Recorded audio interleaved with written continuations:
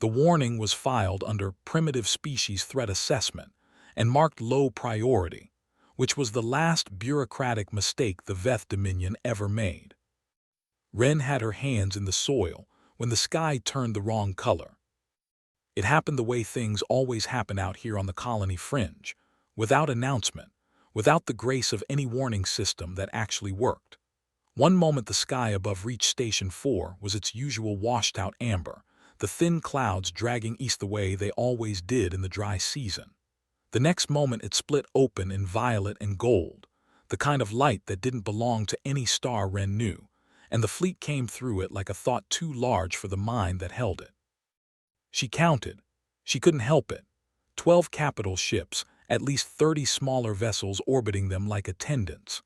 The colony's emergency klaxon started up somewhere behind the greenhouse rows, 3 short bursts, 3 long, the pattern that meant not a drill, and she could already hear feet on the gravel paths, the voices of the other colonists calling to each other across the bean trellises.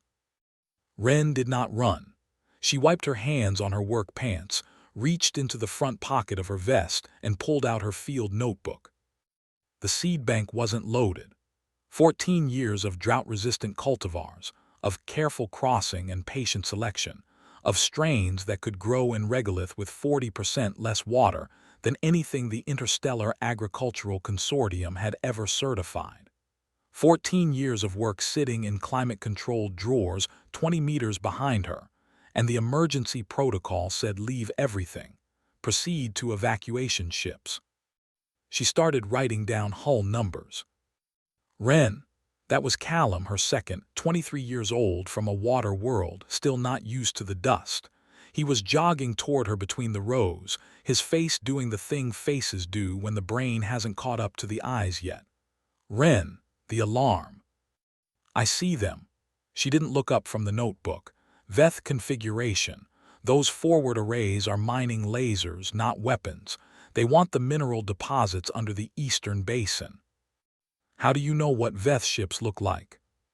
I read the Council's threat assessments, all of them, including the ones marked low priority. She finished her count, flipped the page. Go help Sioyon get the children to the lower tunnels. I'll be right behind you. Callum looked at her. He had learned over 2 growing seasons that there were certain tones in Wren's voice that meant I am lying to you for your own good. He recognized this one.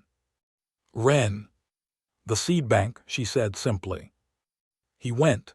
He went because he understood, in the way that people who work the land understand things, that some things cannot be left behind. She watched him go, then turned back to the fleet. They were descending. Not fast, the Veth were precise. She'd read that too, but with the settled certainty of something that had never considered the possibility of opposition. The largest ship was positioning itself over the eastern basin, its shadow moving across the fields like a slow hand. Wren walked to the seed bank. She had 40 minutes, she estimated. Maybe 50 if they were being methodical. She pulled the first drawer and started transferring seed packets to the waterproof carry cases, working her way through the alphabet of what she'd spent her adult life making. Amaranth crosses, barley variants, the drought bean she'd named after her grandmother, the tomato that grew in sand. When she reached the C** drawer, she heard the first Veth lander touch down somewhere to the north. The ground trembled briefly, like an animal recognizing a sound. She kept packing. When she was done, all 4 cases sealed, she sat down on the floor of the seed bank for exactly 60 seconds. The air in here smelled like dry paper and possibility. It always had. She breathed it in. Then she pulled out her communicator and found the emergency broadcast frequency. This is Wren, botanist, reached Station 4, Colony Registry 7 Alpha Bravo 9. Veth Dominion Fleet, minimum 42 vessels, has entered our atmosphere. She read the hull numbers from her notebook, steady and clear. Civilian population is evacuating. I am remaining on site. To whoever receives this, we told the Council this would happen. We filed 11 reports in the last 8 months. The warning is on record. She paused. Tell them we told them so. She sent it on every frequency she had. and then she took her 4 cases of seeds into the irrigation tunnels and pulled the access hatch shut above her head. In the dark, she turned on her headlamp. It threw a small yellow circle on the tunnel wall. Somewhere above her, something very large was making the earth remember that it was small. Wren opened her notebook to a fresh page and started writing again.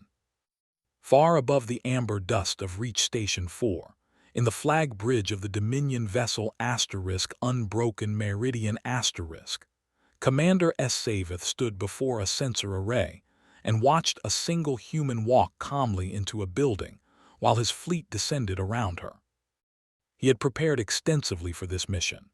The Council's threat assessment on humans was thorough if condescending: a young species, pre-ascendant tier, limited technological sophistication, significant emotional volatility.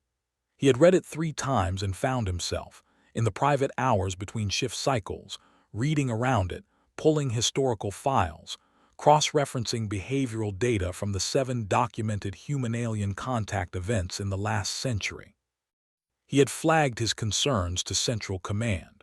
Central Command had thanked him for his diligence and reminded him that the mineral deposits beneath Colony 7 Alpha Bravo 9 were worth more than the diplomatic consequences of acquiring them.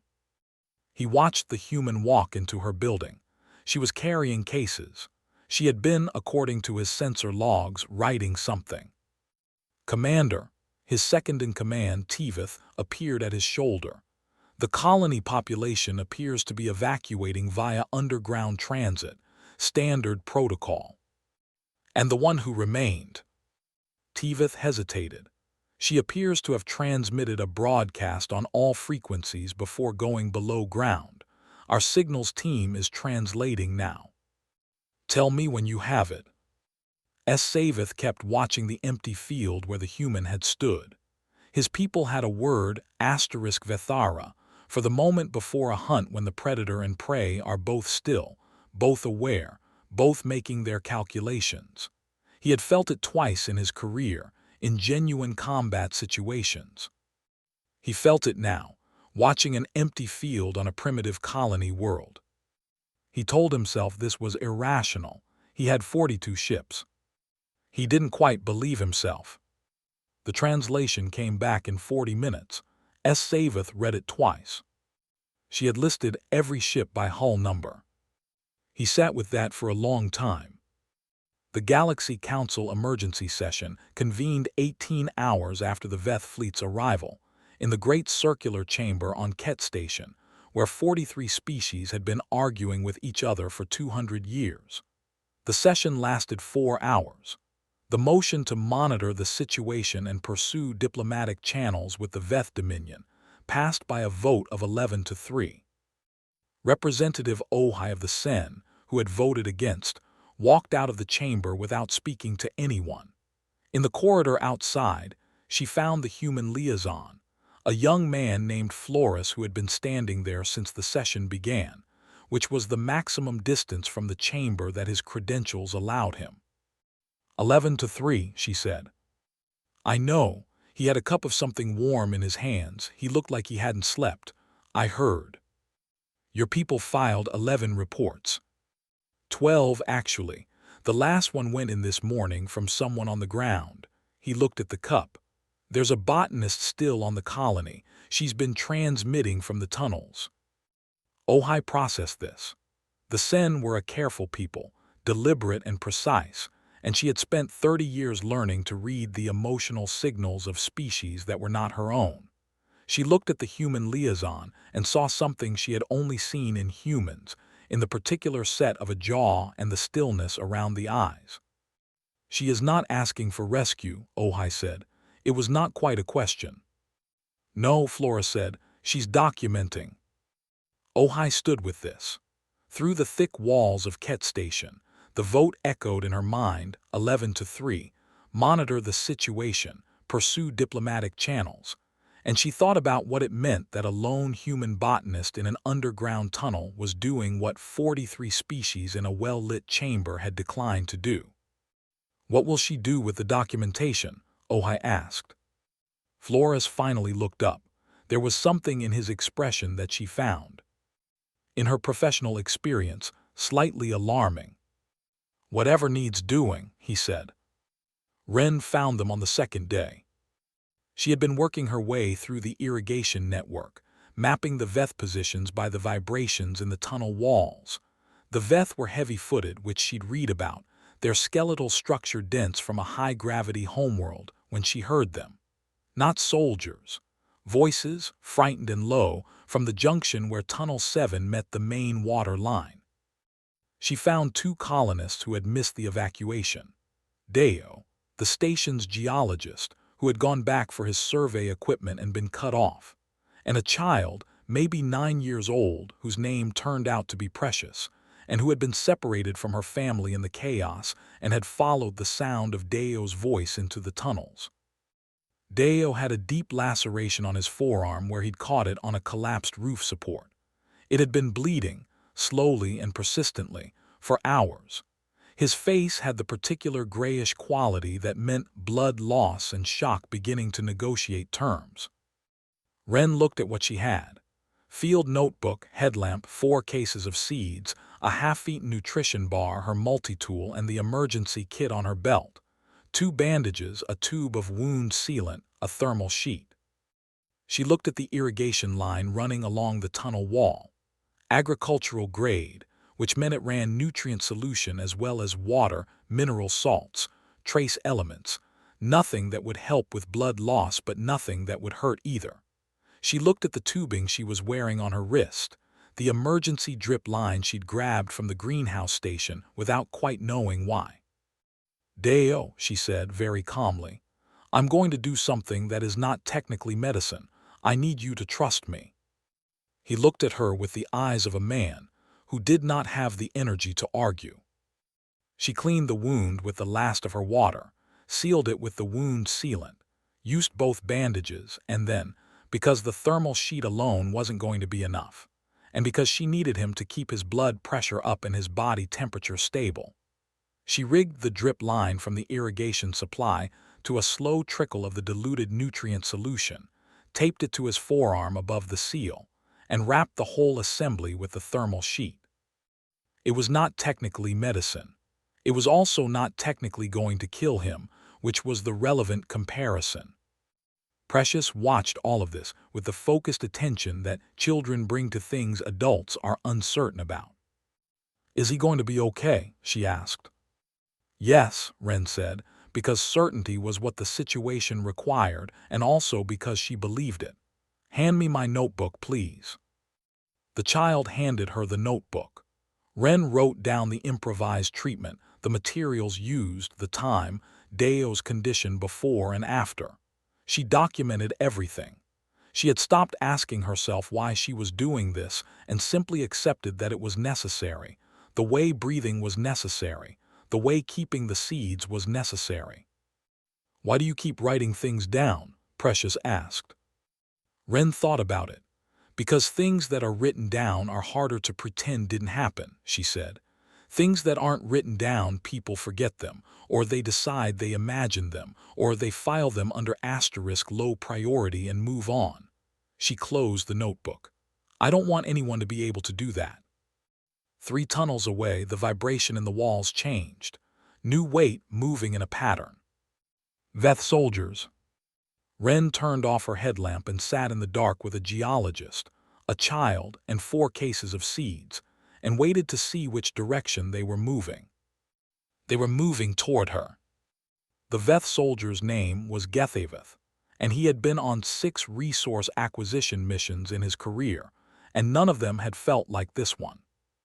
The planet was supposed to be abandoned. The colony population had evacuated, their sensors confirmed it mostly. Mostly was the word his unit commander kept using, which was not a word that settled well in the stomach.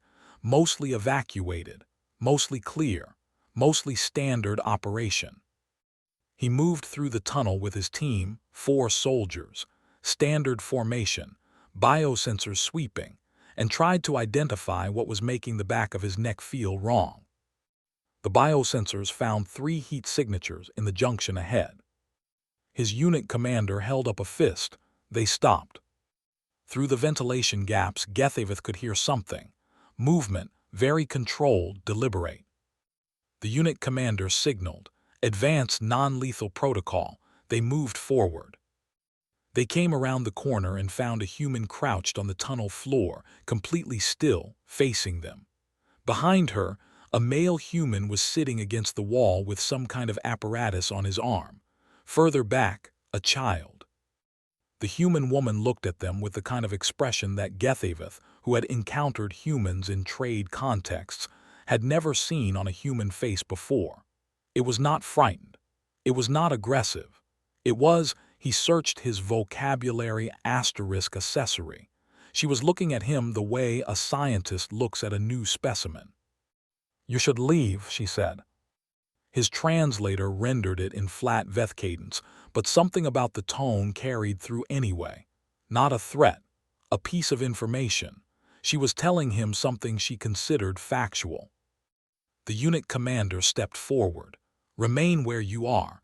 You are under Veth Dominion authority." The human woman nodded, as if this confirmed something she'd already worked out. She did not move. She did not raise her hands. She did not look afraid.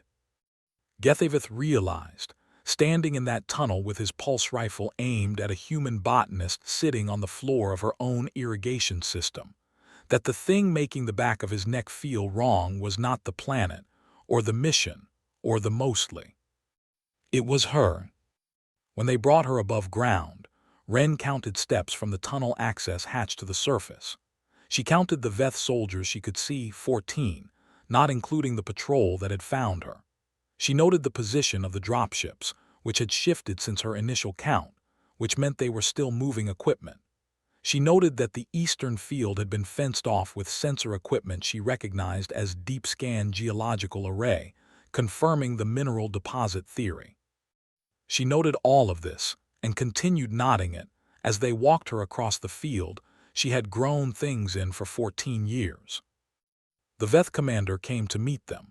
He was taller than she'd expected. She'd read average Veth height in the assessments, but reading and standing in front of are different units of measurement. He had the broad cranial structure of a high-gravity species, the color of old slate, and eyes that were doing the same thing to her that she was doing to him. "Studying. You are the one who transmitted the broadcast," he said. His translator was better than the soldiers. The cadence was almost natural. "Yes." "You listed my ships by hull number." "Yes." "How?" "I read things," Ren said. "I pay attention, it's a habit." He was quiet for a moment. She took the opportunity to note the configuration of his rank insignia, which she would write down as soon as she had her hands free. "You told us to leave," he said. "I told your soldier to leave. I'm telling you the same thing. It's still accurate advice." Something moved in his expression, too fast and too subtle for her to read. "You are one person," he said, "on an empty colony with no weapons against 42 ships." He paused. "Why are you not afraid?" Ren considered the question seriously, because it deserved a serious answer.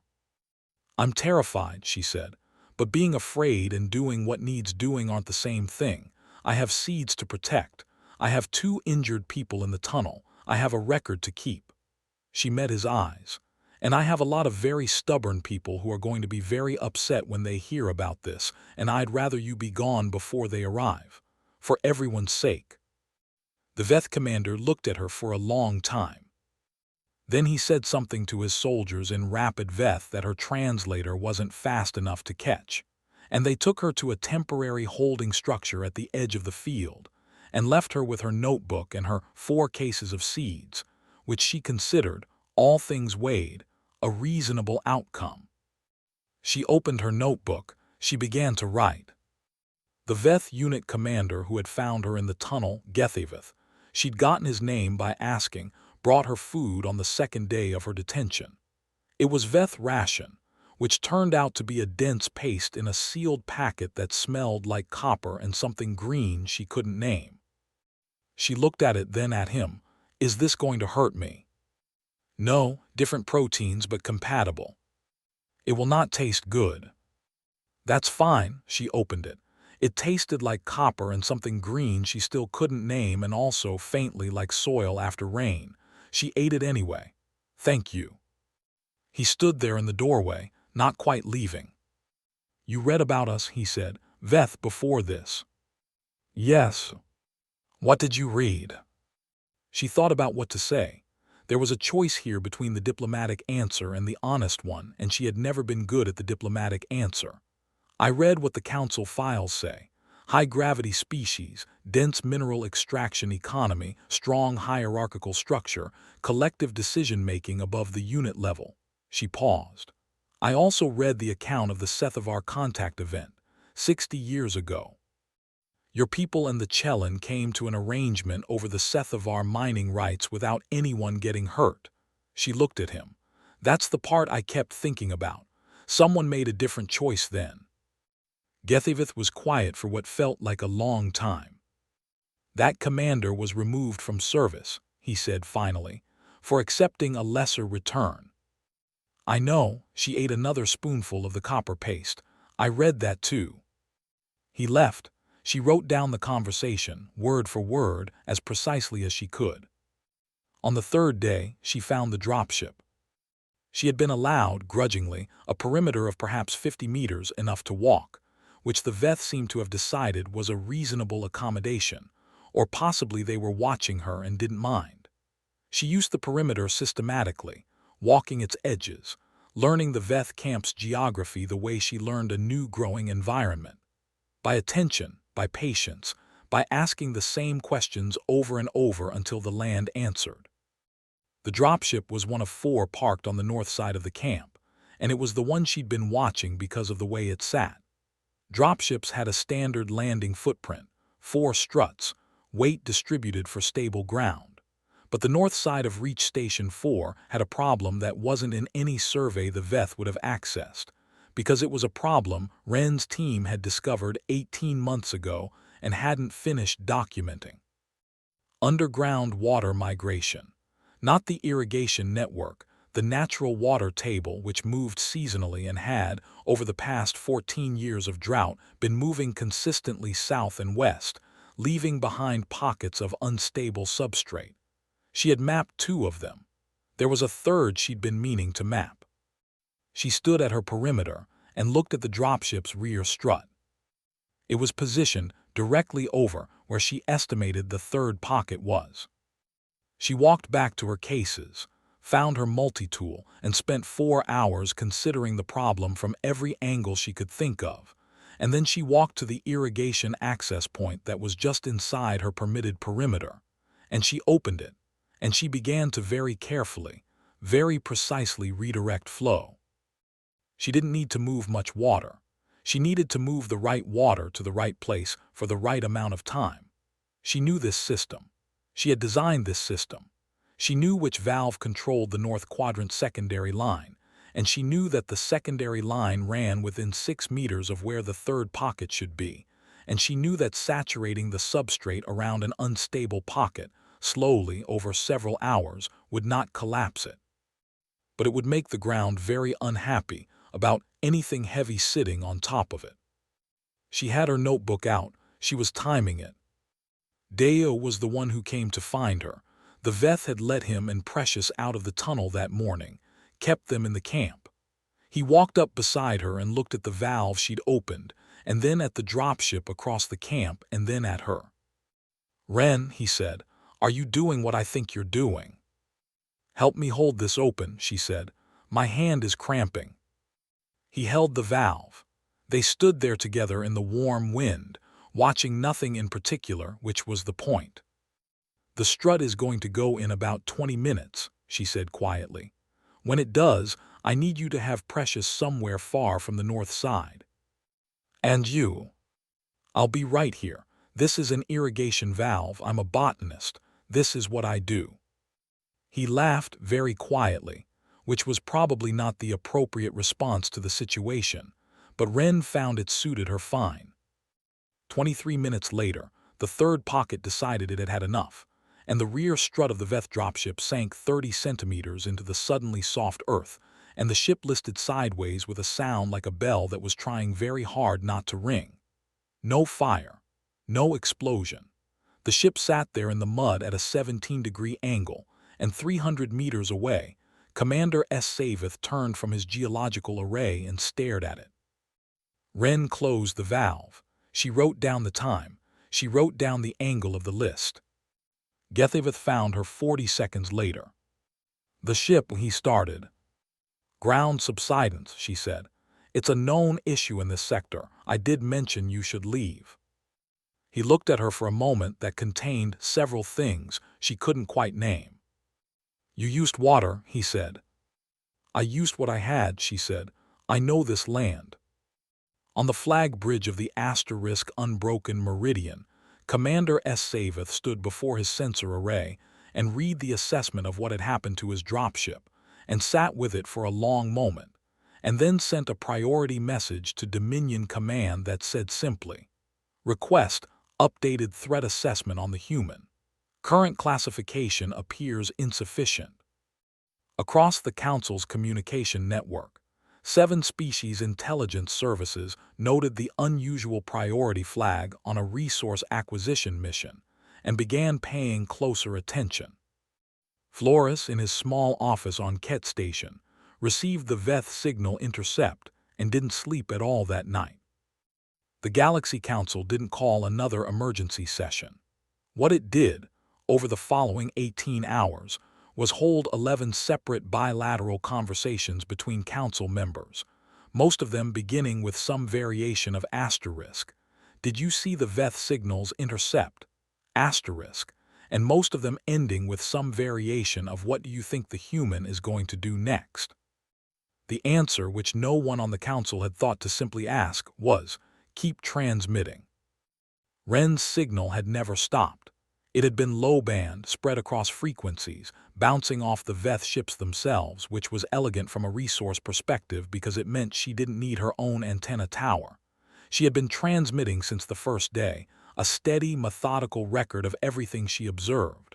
Hull numbers, troop movements, equipment configurations, geological survey activity in the Eastern Basin. The names of every colonist on Reach Station 4, their roles, their families. The names of what had been growing in the fields. The Veth had detected it on the second day and had not jammed it, because jamming would have required broadcasting their jamming frequency, and their jamming frequency was, for technical reasons, uncomfortably close to their internal communication band. Wren had not known this when she chose her transmission frequencies. She had simply used every frequency she had.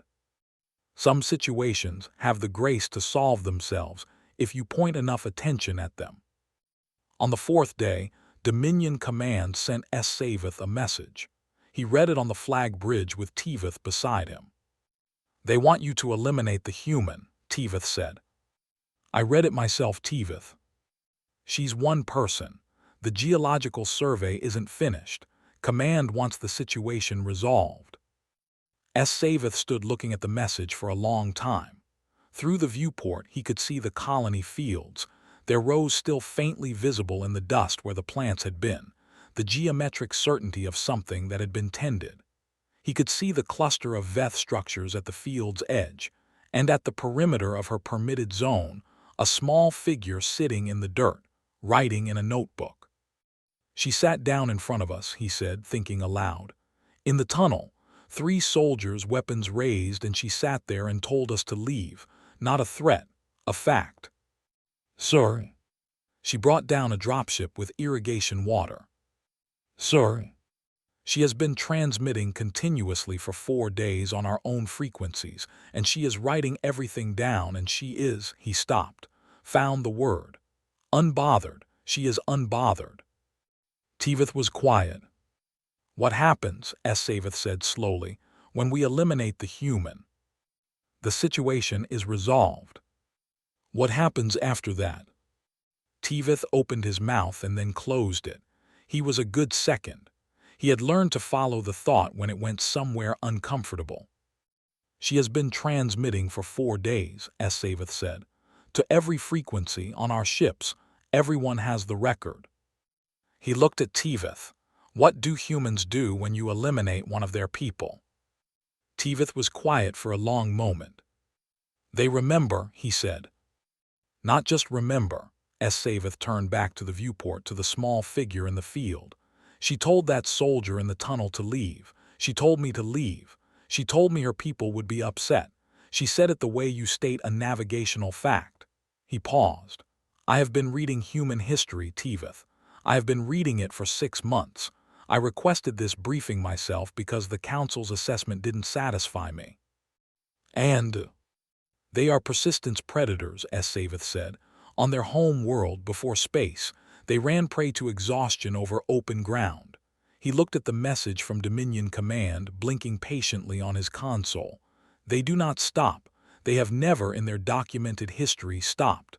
He looked at Tivith. Not for resources, not for odds, not for logic. Tivith said nothing.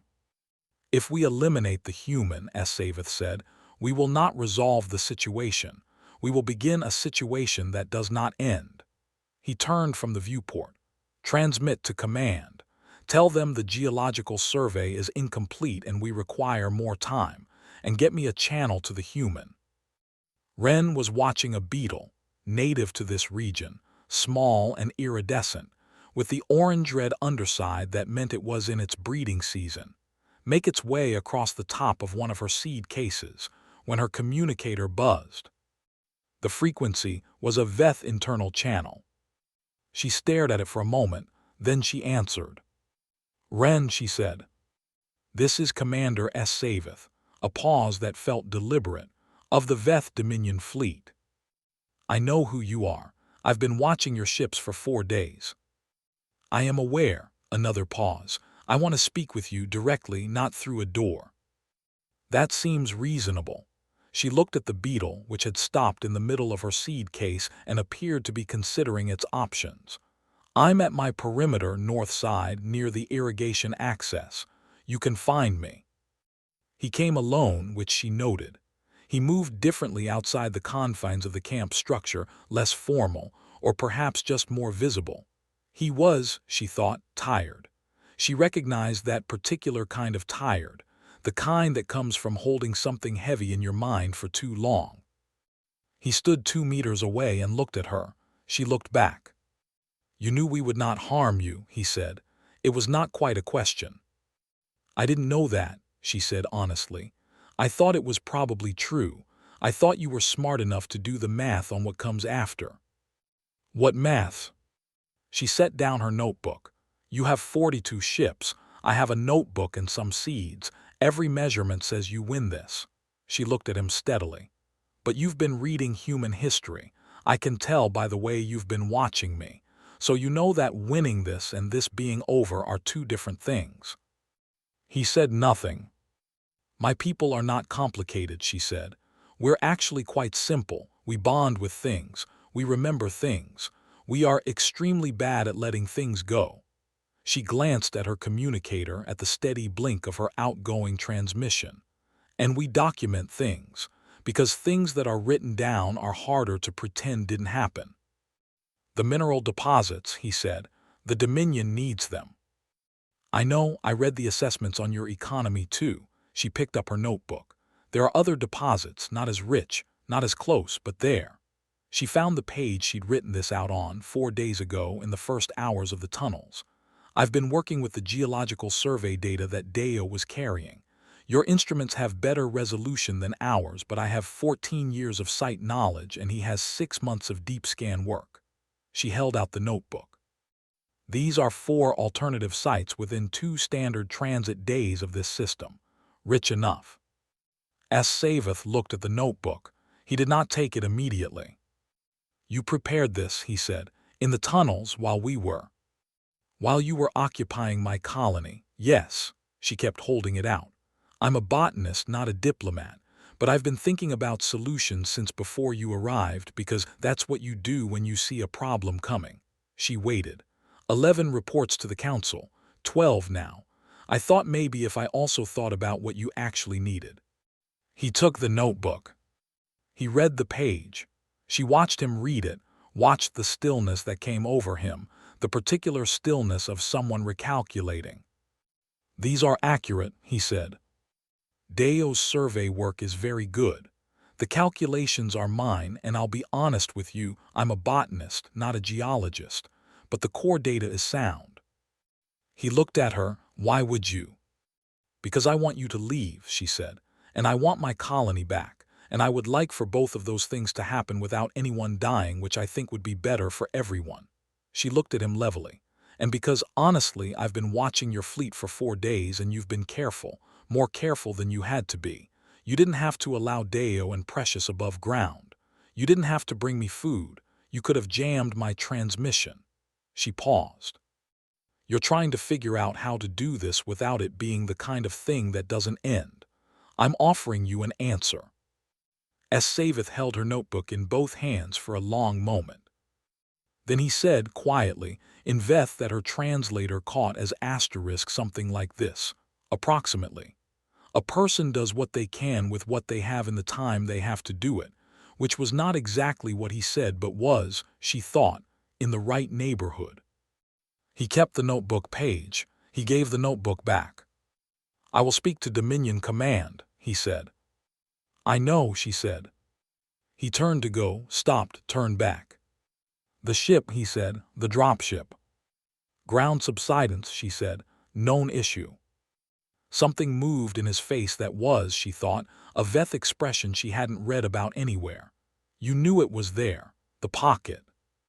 "I have been growing things in this soil for 14 years, she said. "You get to know the ground." He looked at her. Then he looked at the fields, at the rows still faintly visible in the dust, at the geometry of something tended. "You know this land," he said. "Yes."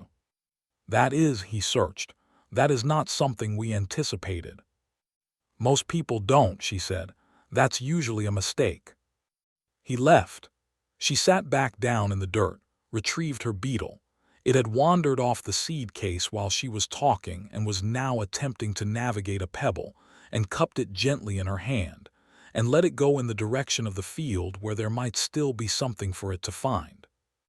Then she opened her notebook and wrote down every word of the conversation, exactly as it had happened. 7 ships came out of FTL on the 5th morning.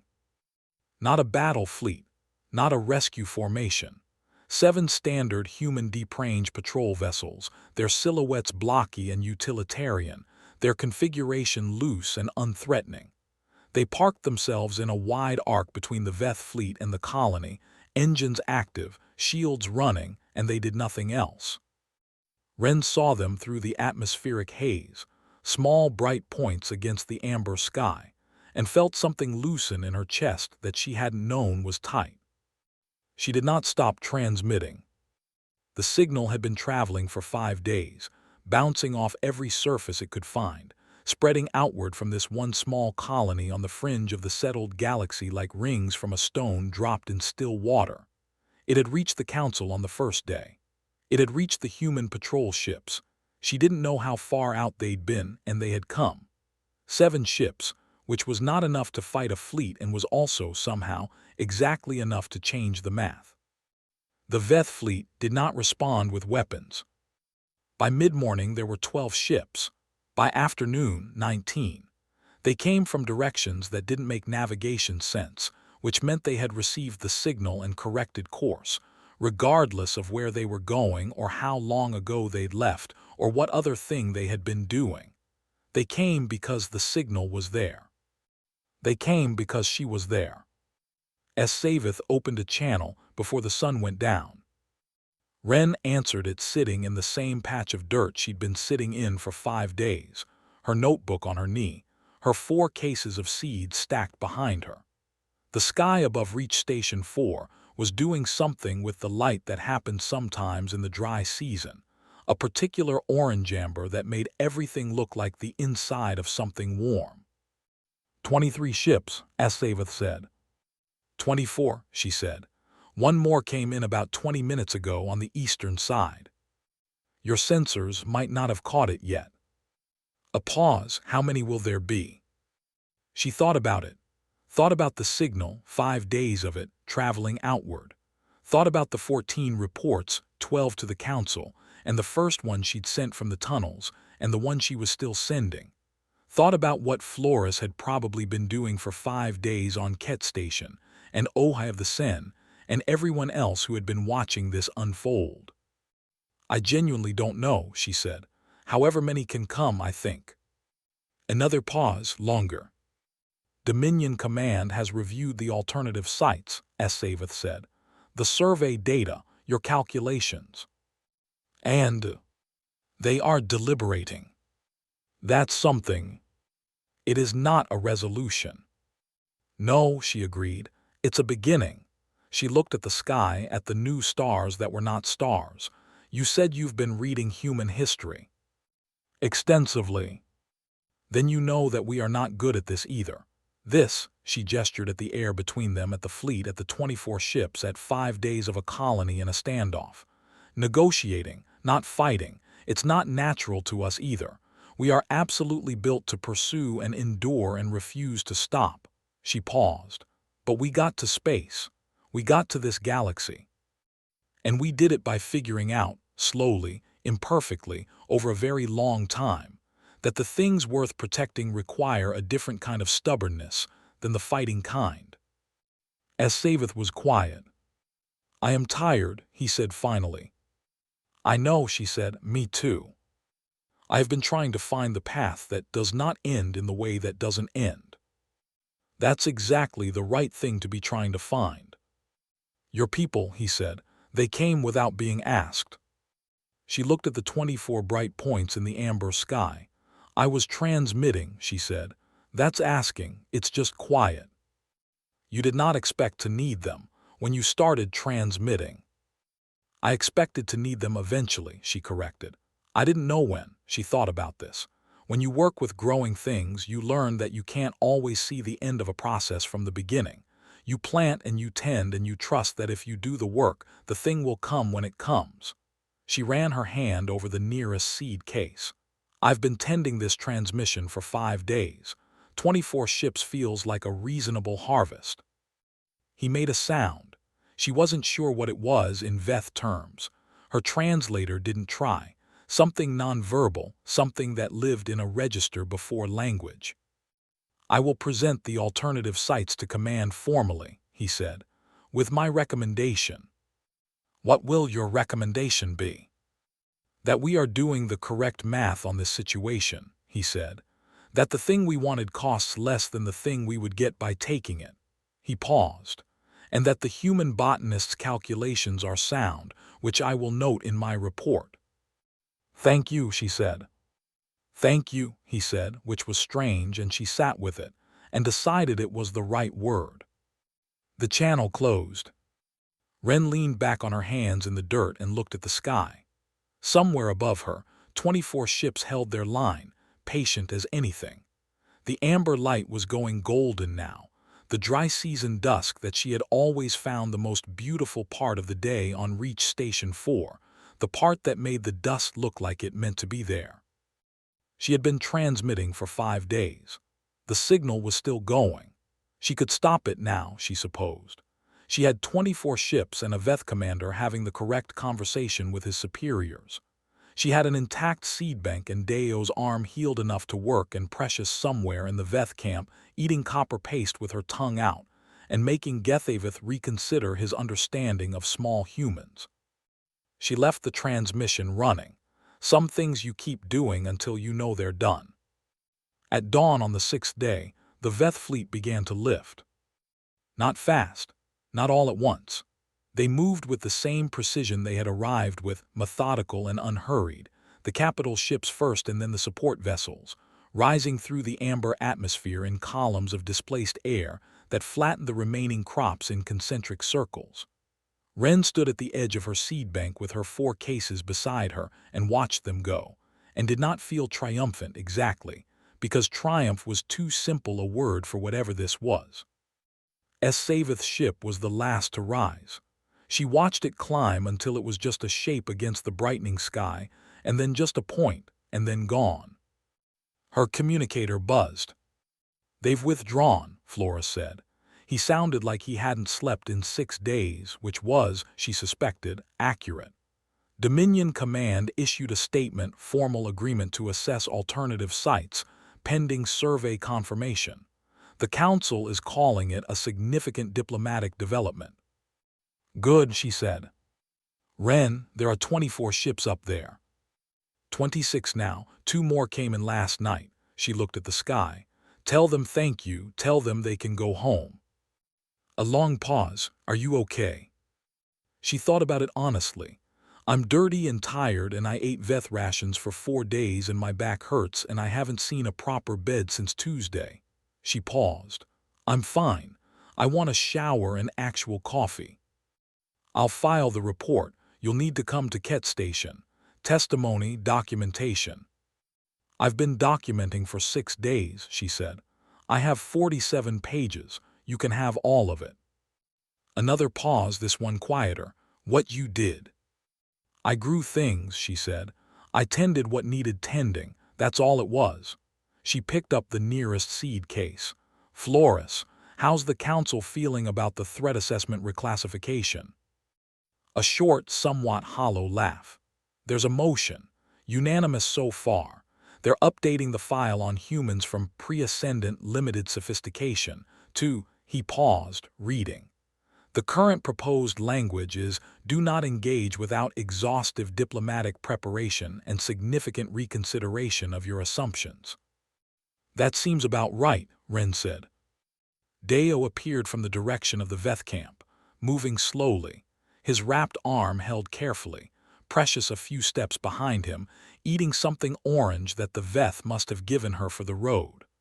The morning was already warm, the thin clouds dragging east the way they always did in the dry season. They left us some of the survey equipment, Deo said when he got close enough.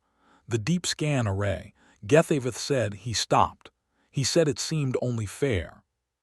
Ren looked at the deep scan array, which was very expensive and very useful.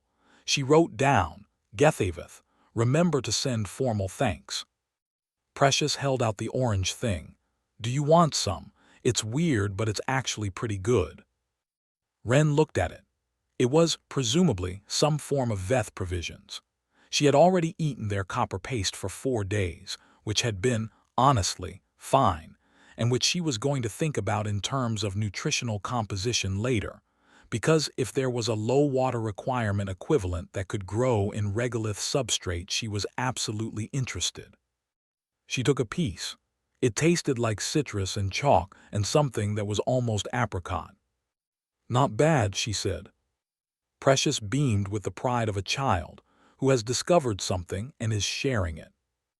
Ren sat down on her seed case, in the dirt of a field that would grow things again, in the warm, dry season morning, and ate the rest of her piece of whatever it was, and looked at the sky where 26 human ships were still holding their line and would keep holding it until she told them she was all right. She picked up her communicator. This is Ren, reach Station 4. Situation resolved, you can go home. A pause, thank you. She turned off the transmission. Above her, very slowly, the 26 ships began to move, not all at once, not in formation, just individually, each one finding its heading and departing in its own direction, the way ships do when the thing they came for is finished and they have other places to be. She watched them until the last one was just a point, and then not even that. The field was quiet, the thin clouds dragged east.